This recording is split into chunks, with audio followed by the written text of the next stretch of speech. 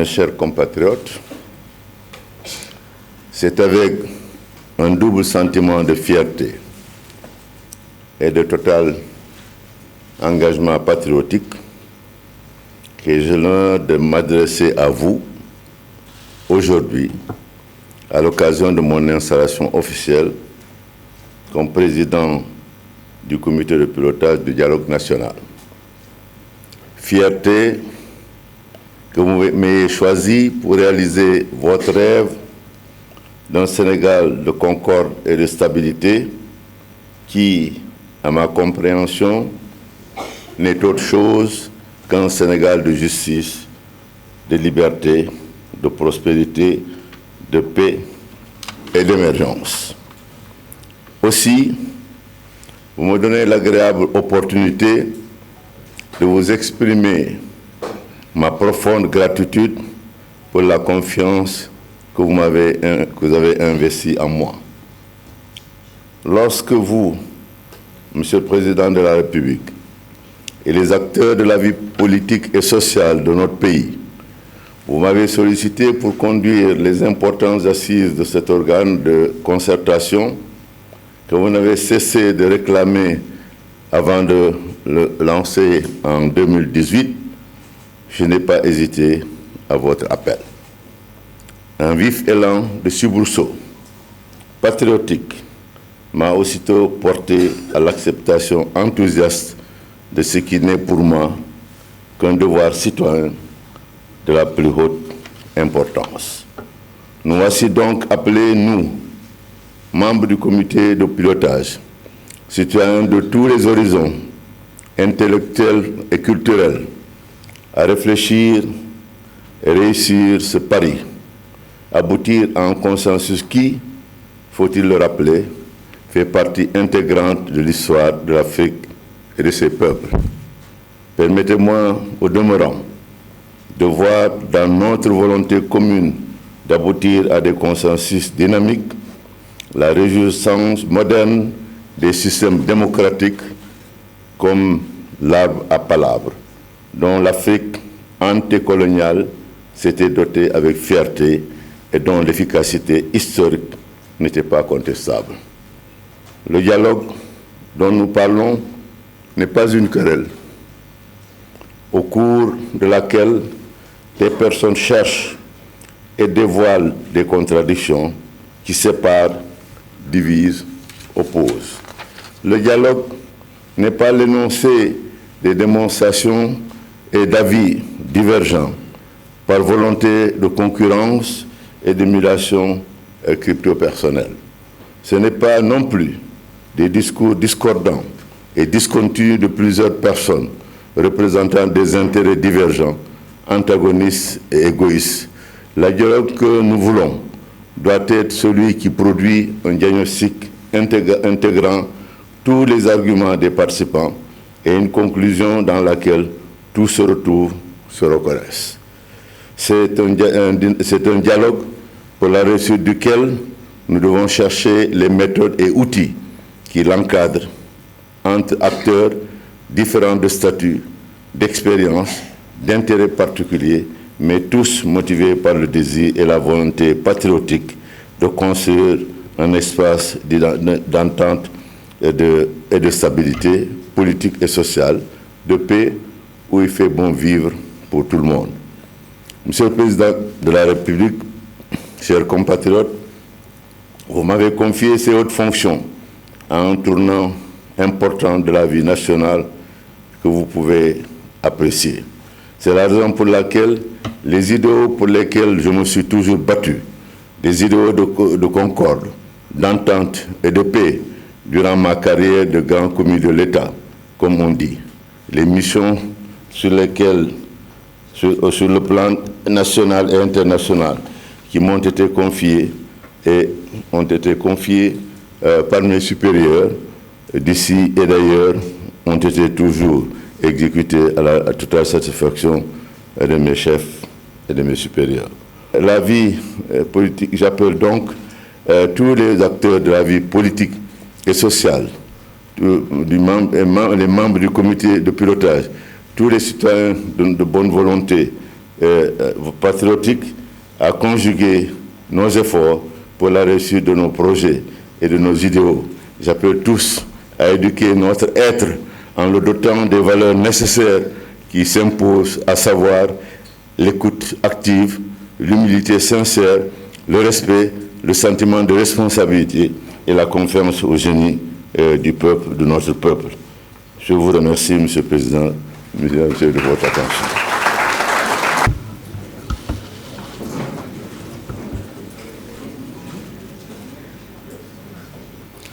Le 28 mai dernier, nous étions encore ensemble dans cette même salle à l'occasion de la journée du dialogue national. C'est avec la même ferveur que je vous y accueille aujourd'hui pour l'installation officielle du comité de pilotage du dialogue national. Le moment est symbolique parce qu'il traduit notre attachement commun au vivre ensemble qui donne sens à la nation. Il est aussi symbolique parce que notre pays, la patrie qui nous est si chère, va fêter le 4 avril prochain le 60e anniversaire de son accession à la souveraineté internationale qui donne sens et vie à la République. Voilà ce qui nous réunit ici à nouveau, la nation et la République. L'une et l'autre sont solidement établies et ancrées dans le socle de nos valeurs communes au-delà de nos diversités. La nation sénégalaise est unie et forte. Et la République est solide dans ses fondements et par ses institutions. Elle est stable et exemplaire par les vertus de notre expérience démocratique qui soutient la légitimité du pouvoir. La nation, la République et notre expérience démocratique forment le trépied sur lequel repose le dialogue national qui nous réunit et nous rassemble. Je salue et remercie l'ensemble des forces vives de la nation ici représentées, forces politiques et économiques, partenaires sociaux et mouvements citoyens, tous animés d'un même esprit patriotique. L'installation du comité de pilotage du dialogue national s'inscrit dans cet esprit. Avec vous, je souhaite que notre démocratie réalise un saut qualitatif et qu'ensemble, nous fassions converger toutes les forces vives de notre pays autour de consensus forts sur la voie d'un développement économique et social durable pour un Sénégal prospère, uni et stable. Ce n'est pas une sinécure.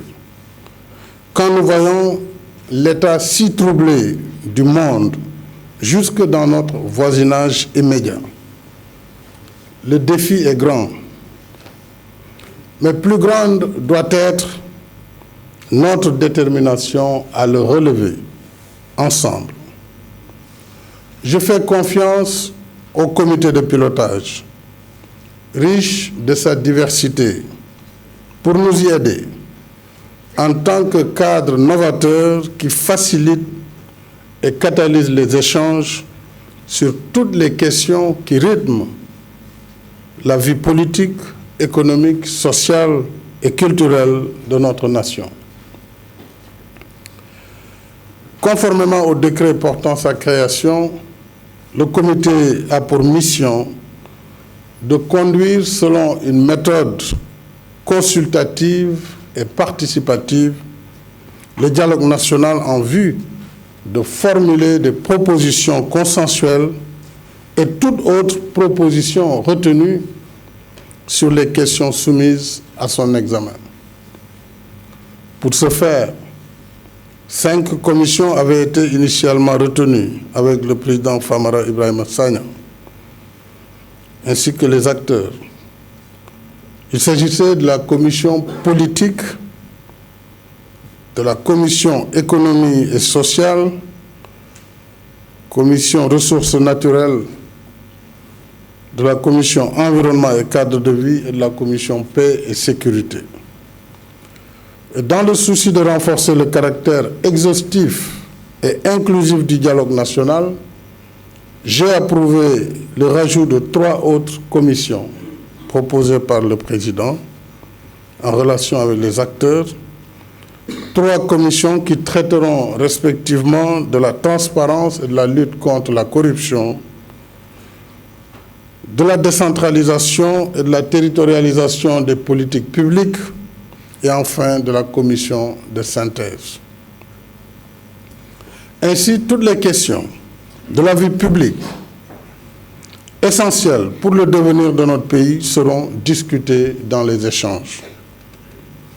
Je souhaite que ces échanges se tiennent dans un esprit constructif et participatif, en toute liberté, mais aussi en toute responsabilité.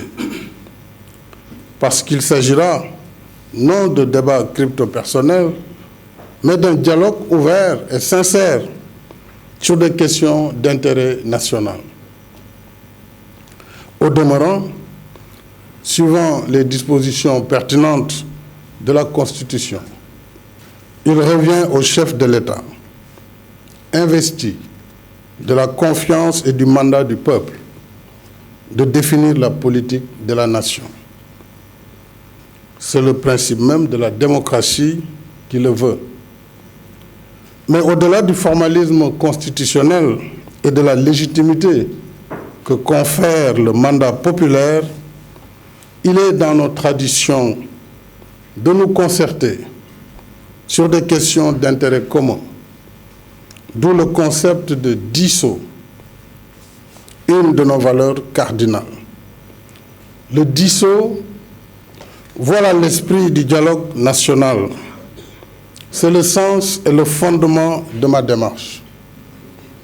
Ce n'est d'ailleurs pas une première puisque depuis 2012, c'est ce même esprit qui a permis de tenir des concertations sur plusieurs sujets d'intérêt national comme le plan Sénégal émergent, l'éducation nationale et l'enseignement supérieur à travers leurs réformes, la réforme sur les institutions, la réforme sur le foncier, la santé, le numérique, l'administration, la décentralisation ou encore, plus récemment, les ressources naturelles, notamment la gestion du pétrole et du gaz.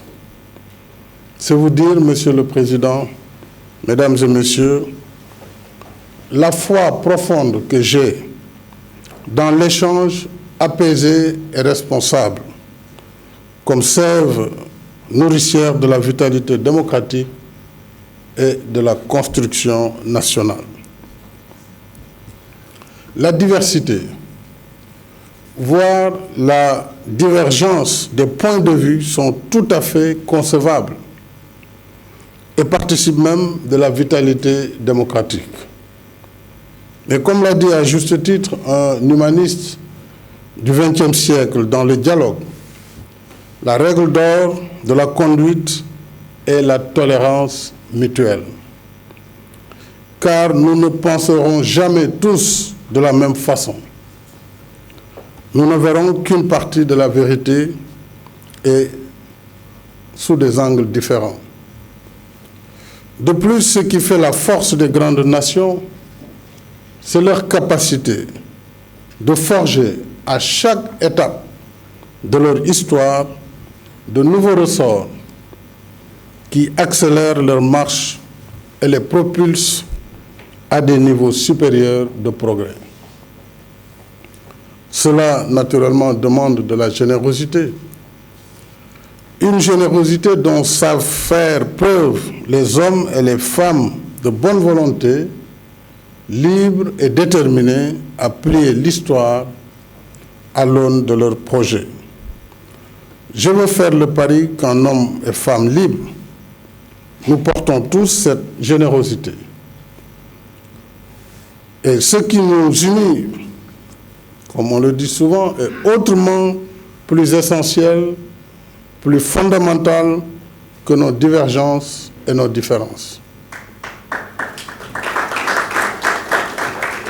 Monsieur le Président Famara Ibrahima Sagna, Mesdames et Messieurs les membres du comité de pilotage du dialogue national, devant la nation sénégalaise, je tiens à vous féliciter chaleureusement, ainsi, Monsieur le Président, ainsi que les membres des commissions, pour avoir accepté de servir sans condition la nation et la République, deux causes communes du peuple. L'honneur est à la dimension de la responsabilité dont vous êtes ainsi revêtus. Et je sais que vous êtes à la hauteur de cet honneur et de cette responsabilité. Vous venez de rappeler, et je sais que c'est en résumé, votre brillant parcours. Et je vous taquinais d'ailleurs tout à l'heure en vous disant que, Monsieur le Président, le 15 juin 1961, je n'étais pas encore né. Donc, je sais, Monsieur le Président, que votre engagement aidera beaucoup le comité de pilotage dans le dialogue constructif et participatif qui est attendu de lui. Le choix que j'ai porté, Mesdames et Messieurs, sur le président Famara Ibrahima Sagna a été le premier point de consensus lorsqu'il s'est agi de trouver une personnalité d'expérience indépendante et aux états de service irréprochables pour assurer la présidence du comité. Que les membres de l'opposition sont d'accord avec moi là-dessus. Nous avions échangé et nous avons trouvé une convergence sur la personnalité de Famara Ibrahima Sagna. Ancien haut fonctionnaire, ancien directeur général, ancien ministre plusieurs fois, ancien président du Conseil économique et social et président honoraire de la dite institution, le président Famara Ibrahima Sagna a imprimé sa marque partout où il est passé. Son expérience de la vie professionnelle, politique et étatique, sa sagesse et sa disponibilité lui confèrent assurément l'autorité morale et le leadership naturel pour mener à bien la tâche dans la séquence de 3 mois assignée au dialogue. Monsieur le Président, je voudrais vous renouveler toute ma confiance, tout comme je la réitère à l'endroit des hommes et des femmes qui vous accompagnent dans cet exercice délicat. Le parcours de chacun de vous, chers membres du comité, est un trait de lumière qui contribuera à baliser notre chemin vers un futur radieux.